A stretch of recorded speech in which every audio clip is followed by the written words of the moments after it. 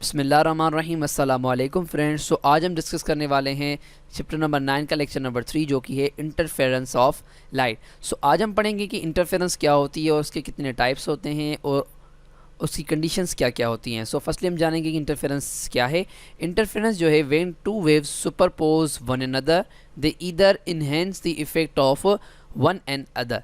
अब देखिए सुपरपोज का मतलब जब वो एक दूसरे से मिलती हैं, दे ईदर इनहेंस, वो एक दूसरे का या तो इफेक्ट बढ़ाती हैं, ठीक है, enhance the effect of one another. अब यहाँ पे देख लें, यहाँ पे दो वेव्स एक दूसरे से मिल रही हैं तो उनकी जो रिजल्टेंट वेव बन रही है ये ग्रीन वाली, वो इन दोनों से बड़ी है, ठीक है।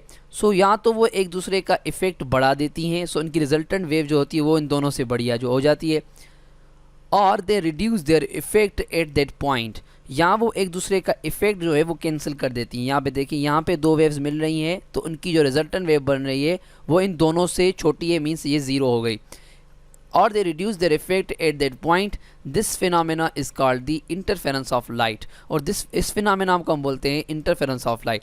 सो इसको हम आगे चल के थोड़ा डिटेल में डिस्कस करते हैं कि अब देखें कंस्ट्रक्टिव इंटरफेरेंस और डिस्ट्रक्टिव इंटरफेरेंस को डिस्कस करने से पहले मैं आपको कुछ चीज़ें बता दूं कि जो हमारा वेव का ऊपर वाला हिस्सा है जिसको अब उसको हम बोलते हैं क्रस्ट, और नीचे वाला जो हिस्सा है इसको हम बोलते हैं ट्रफ। और एक जो वेव होती है उसमें टोटल जो फेज डिफरेंस होता है वो होता है 2 लैम्डा। वो ऐसा क्यों होता है, देखिए एक जो पूरा सर्कल होता है हमारे पास, वो पूरा सर्कल होता है 2 पाई का, ठीक है। अभी आप देख लें कि यहाँ पे जो आधी वेव है वो है पाई की, ठीक है। यहाँ पे हमारे पास आधा एक सर्किल आ गया, यहाँ ये हो गया पाई और ये होगा हमारे पास दूसरी पाई। सो इस वजह से जो फेज डिफरेंस है एक वेव लेंथ का वो हो गया 2 पाई। अब उसकी जो पाथ लेंथ है, मीन्स उसका जो लेंथ इन मीटर से, वो बराबर है लैम्डा के। क्या उसके वो किसके बराबर है, लैम्डा के। अब आगे चलते हैं कि उसकी दो टाइप्स हैं इंटरफेरेंस की। एक है हमारे पास कंस्ट्रक्टिव इंटरफेरेंस और दूसरी है डिस्ट्रक्टिव इंटरफेरेंस। सो पहले हम पढ़ेंगे कंस्ट्रक्टिव इंटरफेरेंस क्या होती है। व्हेन टू वेव्स, जब भी दो वेव्स या उनसे ज़्यादा wave meet such that the crust of one wave coincide with crust of other wave and the trough of the one wave coincide with the trough of other wave, ठीक है। अब देखिए क्या हो रहा है, हमारे पास दो वेव्स जा रही हैं। मैंने आपको बताया ऊपर वाला जो हिस्सा है उसको हम बोलते हैं क्रस्ट और नीचे वाला जो हिस्सा है उसको हम बोलते हैं ट्रफ, ठीक है। वेव के दो हिस्से होते हैं। अब इस वेव का भी कुछ इस तरह से, ये भी हो गया क्रस्ट और ये हो गया ट्रफ। अब दो वेव्स के क्रस्ट से मिलें और ट्रफ से मिलें तो क्या होगा, the resulting crusts are and troughs are enhanced, such interference is called the constructive interference. अभी आप देख रहे हैं कि यहाँ पे जो क्रस्ट हमारे पास रिजल्टेंट में बना वो इन दोनों के क्रस्ट से बड़ा होगा, और जो हमारे पास ट्रफ बना ये भी इन दोनों से बड़ा होगा। इस तरह की इंटरफेरेंस को हम बोलते हैं कंस्ट्रक्टिव इंटरफेरेंस, जिसमें हमारे पास जो रिजल्टेंट वेव हो वो बड़ी हो जाए, वो इन दोनों से बड़ी हो जाए और इन दोनों का सम हो, उसको बोलते हैं constructive interference. Such that interference is known as the constructive interference. अब इस कंस्ट्रक्टिव इंटरफेरेंस को हम ऑब्जर्व कैसे करते हैं अपनी लाइफ में। क्या होता है कि एम्पलीट्यूड जो है वो इंक्रीज हो जाता है, मीन्स ये जो हाइट है वेव की वो इंक्रीज हो जाती है। और अगर ये वेव्स साउंड की हैं, ये दोनों वेव्स अगर साउंड की हैं तो साउंड की लाउडनेस, उसकी आवाज़ इंक्रीज हो जाएगी। अगर ये दोनों वेव्स लाइट की हैं तो लाइट की रोशनी इंक्रीज हो जाएगी, ठीक है। सो अब हम डिस्कस करने वाले हैं कंस्ट्रक्टिव इंटरफेरेंस के कुछ कंस्ट्रक्टिव इंटरफेरेंस का जनरल फार्मूला क्या होता है और वो हम किस किस कंडीशन पे अप्लाई कर सकते हैं। अब देखें, अगर हमारे पास दो वेव्स है एक दूसरे से ज़ीरो पाथ डिफरेंस है, इन दोनों के दरमियान कोई भी डिफरेंस नहीं है, अगर वो एक दूसरे से मिली पड़ी है और इन दोनों के दरमियान कोई भी फेज डिफरेंस जो मैंने आगे पीछे डिस्कस किया था वो नहीं है, तब भी जो हमारे पास इंटरफेरेंस हो रही है वो कंस्ट्रक्टिव इंटरफेरेंस हो रही है, ठीक है। अगर मैं एक वेव को टू पाई फेज डिफरेंस पे मैं शिफ्ट कर दूं या एक वेवलेंथ आगे शिफ्ट कर दूं तो भी हमारे पास कंस्ट्रक्टिव इंटरफेरेंस आ सकती है। देखिए मैंने इसको यहाँ पर शिफ्ट कर दिया, तब आप देखें इसका ट्रफ दूसरी वेव के ट्रफ से मिल रहा है, इसका क्रस्ट दूसरी वेव के क्रस्ट से मिल रहा है। सो अब देखें यहाँ पर भी हमारे पास कंस्ट्रक्टिव इंटरफेरेंस हो रही है, जैसे कि हमने डिफाइन किया था डेफिनेशन में, ठीक है। सो हमारे यहाँ कंडीशंस क्या आ जाती हैं, ये हमारे पास 1 लेमडा का हमने डिफरेंस दे दिया। उसके बाद कंडीशंस हमारे पास क्या आ जाती हैं, पाथ डिफरेंस जो हमारे पास है वो 11 लेमडा का है और फेज डिफरेंस हमारे पास 2 पाई का है। मैंने आपको कहा कि ये हमारे पास 1 पाई हो गई और ये हमारे पास दूसरी पाई हो गई।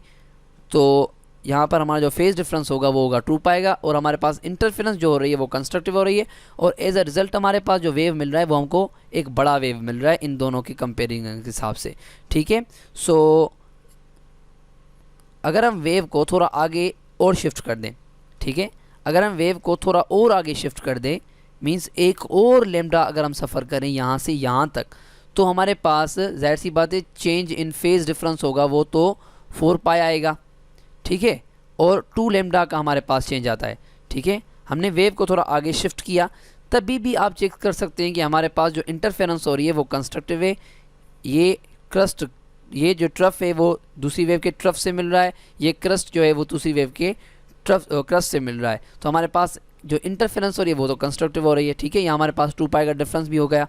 अब हमारे पास कंडीशंस क्या आ जाती हैं कि अगर 2 पाई का फेज डिफरेंस है तो जाहिर सी बात है फेज डिफरेंस डबल हो जाएगा और हमारे पास इंटरफेरेंस जो है वो कंस्ट्रक्टिव रहेगी। इसी तरह अगर हम इसी वेव को थोड़ा और आगे 1 लेमडा से 1 लेमडा और आगे शिफ्ट कर दें यहाँ तक, ठीक है, तब भी आप देखेंगे हमारे पास जो इंटरफेरेंस हो रही है वो कंस्ट्रक्टिव हो रही है। हाँ, अब यहाँ से ओरिजिन से यहाँ तक जो डिस्टेंस बन गया है वो 3 लेमडा बन चुका है।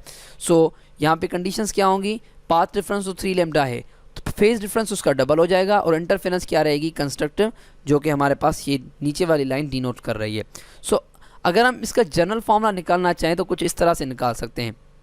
अगर हमें पाथ डिफरेंस चाहिए होगा तो 0, 1 लेमडा, 2 लेमडा, 3 लेमडा, 4 लेमडा, जैसे आगे चली जाएं n लेमडा अगर आप पुट कर लें तो हमें पाथ डिफरेंस मिल जाएगा। और अगर हम फेज डिफरेंस निकालना चाहते हैं तो 2 टाइम्स ऑफ n पाई लगा देंगे। ठीक है। क्योंकि ये जो हमारे पास पाथ डिफरेंस है उसका डबल है फेज डिफरेंस और हमारे पास इंटरफेरेंस जो हो रही है वो हो रही है कंस्ट्रक्टिव। ठीक है। और अब हम डिस्कस करने वाले हैं डिस्ट्रक्टिव इंटरफेरेंस, जो कि इंटरफेरेंस का दूसरा टाइप है। When 2 waves meet such that crust of one wave coincide with trough of other wave and the trough of one wave coincide with the crust of other wave, the resulting crust and troughs are reduced. Such interference is called the destructive interference. अब तो आप समझ लें थोड़ा, ये हमारे पास हमने 2 waves consider कर ली। एक वेव हमारे पास ये है, दूसरी वेव हमारे पास ग्रीन वाली वेव है। ठीक है। ये हमारे पास हो गया क्रस्ट और ये हमारे पास हो गया ट्रफ। ठीक है। और इसी तरह यहाँ हमारे पास ये हो गया ट्रफ और ये हमारे पास हो गया क्रस्ट। ठीक है। ऊपर वाला ऐसा क्रस्ट और नीचे वाला ऐसा ट्रफ। अब क्या हो रहा है कि जब व्हेन 2 वेव्स मीट, जब 2 वेव्स एक दूसरे से मिले, such that crust of one wave coincide with trough of other wave, एक वेव का क्रस्ट दूसरी वेव के ट्रफ से जा मिले और trough of one wave coincide with crust of other wave, और दूसरी वेव का ट्रफ एक वेव का ट्रफ दूसरी वेव के क्रस्ट से जा मिले, तब हमारे पास जो रिजल्टिंग क्रस्ट और ट्रफ बनेंगे तो वो रिड्यूस हो जाएंगे, वो छोटे हो जाएंगे, वो 0 के बराबर हो जाएंगे। सो ऐसी इंटरफेरेंस को हम बोलते हैं डिस्ट्रक्टिव इंटरफेरेंस। और ऐसी इंटरफेरेंस को हम ऑब्जर्व कैसे कर सकते हैं कि रिजल्टेंट एम्पलीट्यूड जो है वो डिक्रीज़ हो जाएगा यहाँ तक कि वो 0 तक चला जाएगा। और जो अगर ये वेव्स साउंड की हैं तो अगर वो एक दूसरे से डिस्ट्रक्टिव इंटरफेरेंस कर रही हैं तो उनकी लाउडनेस डिक्रीज़ हो जाएगी। अगर वो एक दूसरे से, अगर वो लाइट की वेव्स हैं और वो एक दूसरे से डिस्ट्रक्टिव इंटरफेरेंस कर रही हैं तो उनकी जो ब्राइटनेस होगी वो डिक्रीज़ हो जाएगी। अब डिस्ट्रक्टिव इंटरफेरेंस की कुछ कंडीशंस होती हैं कि डिस्ट्रक्टिव इंटरफेरेंस में पाथ डिफरेंस क्या होगा और वगैरह वगैरह, जो हम पीछे डिस्कस करके आए। पर डिस्ट्रक्टिव इंटरफेरेंस में कुछ मेन बातें जो आपको याद रखनी होगी कि अगर हम 0 पाथ डिफरेंस पे इसको शुरू करें तो हमारे पास कंस्ट्रक्टिव इंटरफेरेंस आएगी, क्योंकि यहाँ से ट्रफ से मिल रहा है, क्रस्ट से मिल रहा है। पर हमें क्या करना होगा, ये हम वेव शुरू ही कर रहे हैं 1/2 के डिफरेंस से। ठीक है। यहाँ पे हमने लेमडा 2 का डिफरेंस दे दिया। ठीक है। अब हम लेमडा 2 से डिफरेंस शुरू करेंगे। अब देखें, इस वेव का क्रस्ट इस वेव के ट्रफ से जा मिल रहा है और इस वेव का क्रस्ट दूसरी वेव के ट्रफ से मिल रहा है, तो हमारे पास जो रिजल्टेंट जो हमारे पास वेव बनेगी वो 0 बनेगी और हमारे पास ब्राइटनेस जो होगी वो डार्कनेस में बदल जाएगी। और हमारे पास ब्राइटनेस जो है वो डिक्रीज हो जाएगी। ठीक है, इस कंडीशन में आप देखें कि हमारे पास पाथ डिफरेंस है λ/2 का। कंस्ट्रक्टर में हमारे पास हमने जो पाथ डिफरेंस कैलकुलेट किया था वो था लेमडा और उसकी फेज डिफरेंस था 2 पाई का। यहाँ पे हमने हाफ लेमडा कंसीडर किया है, तो हमारे पास जो पाथ डिफरेंस आ रहा है वो आ रहा है हाफ लेमडा, और जो हमारे पास फेज डिफरेंस आ रहा है वो आ रहा है 1 पाई। ठीक है, अब आप देख लें, हम वेव को थोड़ा और आगे इस जगह पे शिफ्ट कर देते हैं, तब देखें क्या होता है। तब भी हमारे पास अगर हम इसको यहाँ पे शिफ्ट कर दें, हमने उसको 1 लेमडा और आगे बढ़ा दिया, तब भी हमारे पास जो इंटरफेरेंस आ रही है वो डिस्ट्रक्टिव आ रही है। इस वेव का क्रस्ट इसके ट्रफ से मिल रहा है और इस वेव का क्रस्ट दूसरी वेव के ट्रफ से जा मिल रहा है। तो इस तरह के इंटरफेरेंस को हम बोलते हैं डिस्ट्रक्टिव इंटरफेरेंस, और इसके रिजल्ट में जो रिजल्टेंट वेव बनती है वो 0 के बराबर होती है, जो कि लाइट की ब्राइटनेस को डिक्रीज़ कर देती है। ठीक है, ये हमारे पास जो पाथ डिफरेंस आ गया वो आ गया 3 λ/2 का। 3 λ/2 को आप 1.5 भी लिख सकते हैं। ठीक है, एक आधा और एक पूरा। ठीक है, और हमारे पास जो फेज डिफरेंस आएगा वो आएगा 3 पाई। आप चेक कर सकते हैं, देखिए हमारे पास कंडीशंस आ गई। यहाँ पे पाथ डिफरेंस हमारे पास यहाँ से लेकर यहाँ तक जो पाथ डिफरेंस है वो 3 λ/2 का आ गया, और फेज डिफरेंस जो है वो 3 पाई का आ गया। और हमारे पास इंटरफेरेंस क्या बन रही है, डिस्ट्रक्टिव। और अगर सपोज कर ले हम वेव को थोड़ा और आगे ले जाते हैं 1 लेमडा और, ठीक है, तब हमारे पास क्या होगा, तब भी हमारे पास जो इंटरफेरेंस हो रही है वो डिस्ट्रक्टिव हो रही है, और हमारे पास जो फेज डिफरेंस बन रहा है वो बन रहा है कितनी पाई का। अब हमारे पास बन रहा है 5 पाई का। और हमारे पास जो डिफरेंस आ गया, पाथ डिफरेंस अगर हमारे पास जो आ गया है वो आ गया है 5 λ/2 का। ठीक है, अगर आपको ये 5 λ/2 थोड़ा मुश्किल लग रहा है, आप ऐसे देख लें, ये हमारे पास आधी वेव फ्रंट है, ये आधी, और ये एक आधी, ये दूसरी आधी, ये तीसरी, ये चौथी और ये पांचवी। सो 5 को आप λ/2 से मल्टीप्लाई कर दें, आपको इतनी वैल्यू मिल जाएगी। इसी तरह अगर हम इसको और थोड़ा आगे शिफ्ट कर दें, तब भी हमारे पास जो इंटरफेरेंस होगी, सॉरी अब इसको मैंने थोड़ा डिफाइन नहीं किया, पाथ डिफरेंस हमारे पास ये जो है 5 λ/2 हो जाएगा, और फेज डिफरेंस जो है हमारे पास 5 पाई होगा, जो मैंने आपके पास डिफाइन किया है, और इंटरफेरेंस जो होगी वो भी हमारे पास डिस्ट्रक्टिव होगी।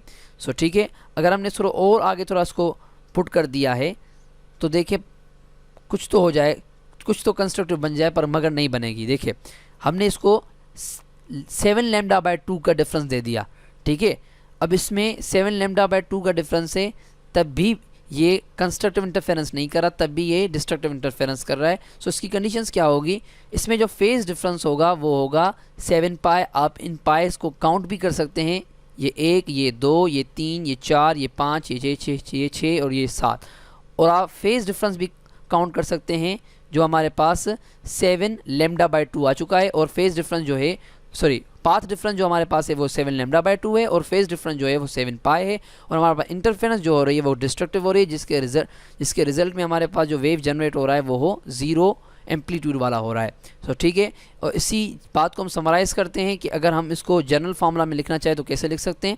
आप देखें 1 λ/2, 3 λ/2, 5 λ/2, ये हमारे पास पाथ डिफरेंस आ रहा था। सो अगर हम पाथ डिफरेंस का जनरल निकालना चाहें तो किस तरह से निकाल सकते हैं, एम को अगर आप 1/2 लेमडा से प्लस 1/2 कर दें और लेमडा लगा दें, तो आपके पास पाथ डिफरेंस मिल जाएगा आपको किसी भी वेव का, डिस्ट्रक्टिव इंटरफेरेंस में जो वेव हो। ठीक है, मींस ये आपके पास पाथ डिफरेंस मिल चुका है, किसका, डिस्ट्रक्टिव इंटरफेरेंस का। और फेज डिफरेंस निकालना हो तो आप यही फार्मूला लगा सकते हैं। फॉर एग्जांपल अगर आप एम की जगह यहाँ पे 1 रख देते हैं, आप यहाँ पे 0 रख देते हैं, या कुछ भी आप रख सकते हैं।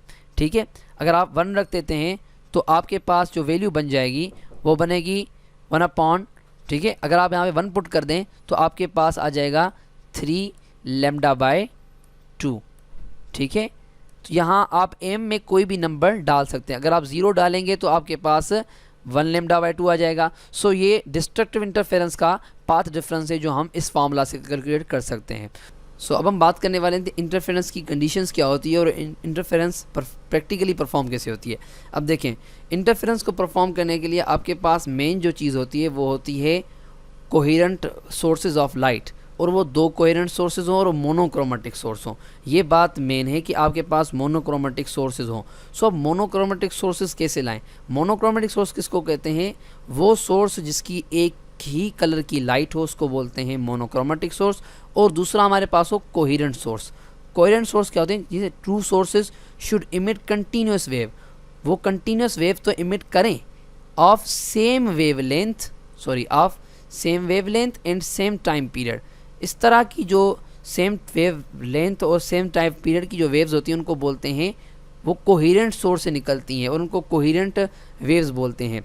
ठीक है, सो ऐसे कोहेरेंट वेव्स को फॉर्म करने के लिए हम क्या करते हैं कि हमने यहाँ पे एक सोर्स रखा। ठीक है, ये हमने कोई भी पॉलीक्रोमेटिक सोर्स रखा है जिसको हमें मोनोक्रोमेटिक सोर्स में तब्दील करना है। सो इसकी वेव्स हमारे यहाँ निकल रही हैं। ये जो रेड कलर की वेव है इसको हम नाम देते हैं क्रस्ट का, और जो हमारे पास ब्लू कलर की वेव है उसको हम नाम देते हैं ट्रफ का। ठीक है, अब ये क्रस्ट और ट्रफ एक दूसरे से निकल तो रही एक दूसरे के बाद निकल तो रही हैं। अब क्या होता है कि इस पॉइंट पर हमारे पास क्या होता है, एक नई वेव फ्रंट्स जनरेट होना शुरू हो जाती हैं। जैसे कि हमने ह्यूजीन्स प्रिंसिपल में पढ़ा था कि एक सरफेस जो होता है, वो सरफेस किसी भी वेव का जो सरफेस होता है वो एक एबिलिटी रखता है दूसरी वेव फ्रंट को जनरेट करने की। सो ये भी इसी तरह यहाँ हो रहा है कि यहाँ पर भी दूसरी वेव फ्रंट्स ऐसी सेम वेव फ्रंट जनरेट हो रही हैं। ठीक है, इस पॉइंट से भी और इस पॉइंट से भी। ठीक है, अब देखें क्या हो रहा है। अब आप थोड़ा गौर करें कि हमारे पास मैंने कहा कि हमने रेड को कंसीडर करना है क्रस्ट और ब्लू को कंसीडर करना है ट्रफ। अब हम शुरू करते हैं इस लाइन से। यहाँ दो ट्रफ आपस में मिल रहे हैं, तो यहाँ पे कौन सी इंटरफेरेंस होगी? कंस्ट्रक्टिव इंटरफेरेंस होगी। ये जो हमारे पास रेड लाइन्स हैं वो हमारे पास हैं क्रस्ट जो कि एक दूसरे से मिल रहे हैं, और यहाँ पर हमारे पास कौन सी इंटरफेरेंस होगी? कंस्ट्रक्टिव इंटरफेरेंस होगी। और ये जो हमारे पास ब्लू लाइन्स हैं वो भी यहाँ पे एक दूसरे से मिल रही हैं, जो ट्रफ से मिल रहे हैं, ये भी हमारे पास होगी कंस्ट्रक्टिव इंटरफेरेंस। अगर आप देखेंगे इस सीधी लाइन में जो हमारे पास इंटरफेरेंस हो रही है वो है कंस्ट्रक्टिव इंटरफेरेंस। ठीक है, इस वजह से जो ये पोर्शन है हमारा वो ब्राइट पोर्शन नज़र आ रहा है। ठीक है, जब यहाँ पे कंस्ट्रक्टिव इंटरफेरेंस होती है तो हमारे पास ब्राइट फ्रिंजेस बनना शुरू हो जाते हैं। अब देखें यहाँ पे डिस्ट्रक्टिव इंटरफेरेंस भी हो रही है। ये हमारे पास जो लाइन जा रही है, ये जो हमारे पास ब्लू लाइन जा रही है, ये यहाँ पे ये इस रेड वाले से मिल रही है। जब क्रस्ट ट्रफ से मिल रहा है तो हमारे पास यहाँ या इस पॉइंट पे आप देख लें, हमारे पास डिस्ट्रक्टिव इंटरफेरेंस के नतीजे में यहाँ पे ब्लैक फ्रिंजेस बन रही हैं। ठीक है, इसी तरह से हमारे पास इंटरफेरेंस परफॉर्म होती है। ठीक है, सो यहाँ पे कंडीशंस गिवन है कि द एम्पलीट्यूड यहाँ से the true sources of waves should B narrow, जो हमारे पास सोर्सेज निकल रहे हों। ठीक है, जो मैंने बताया था ह्यूजीन प्रिंसिपल के हिसाब से यहाँ पे ये दोनों भी हमारे पास सोर्सेज कंसीडर किए जाएंगे। ये दोनों बहुत ही नैरो हों तभी हमारे पास इंटरफेरेंस हो सकती है। ठीक है, ये जो कोहेरेंट सोर्सेज हैं वो अरेंज करना बहुत मुश्किल है, उस वजह से हमें कोहेरेंट सोर्सेज क्रिएट करने पड़ते हैं। ठीक है, the true sources of wave should be very close to each other, वो एक दूसरे के बिल्कुल क्लोज हों। जैसे ये हैं, आप देख सकते हैं ये एक दूसरे के बिल्कुल क्लोज हैं। अब ये मैंने थोड़ा बड़ा करके बनाया, पर ये एक अगर आप प्रैक्टिकली परफॉर्म करेंगे तो ये एक दूसरे के बिल्कुल क्लोज होते हैं। ठीक है, अब ये amplitude of two intersecting waves should be perfectly equal. मैंने कहा कि वो कोहेरेंट हों, मींस उनकी जो वेव्स हों, उनकी जो वेव लेंथ हो, उनकी जो फ्रीक्वेंसी हो, उनका जो टाइम ऑफ पीरियड हो, वो बराबर हो। ठीक है, वो एक दूसरे के बिल्कुल इक्वल हो, जैसे आप यहाँ पे देख रहे हैं ऐसी कोहेरेंट लाइट्स हो। सो आखिरी हमारे पास पॉइंट क्या है कि the waves emitted by the source have the zero phase difference और कांस्टेंट फेज डिफरेंस, मींस वो एक दूसरे से डिफरेंस में ना हो, वो एक दूसरे के साथ ही चले। ठीक है, इस तरह की वेव्स जो हैं वो कोहेरेंट वेव्स होती हैं, जिसे आप यहाँ पे आप देख रहे हैं। सो ये कुछ कंडीशंस थी जिस पर इंटरफेरेंस का अमल होता है। ठीक है, सो आज के लेक्चर को हम यहीं तमाम करते हैं। मिलते हैं आपके साथ एक नई वीडियो में। आज के लिए इतना ही। अल्लाह हाफिज़।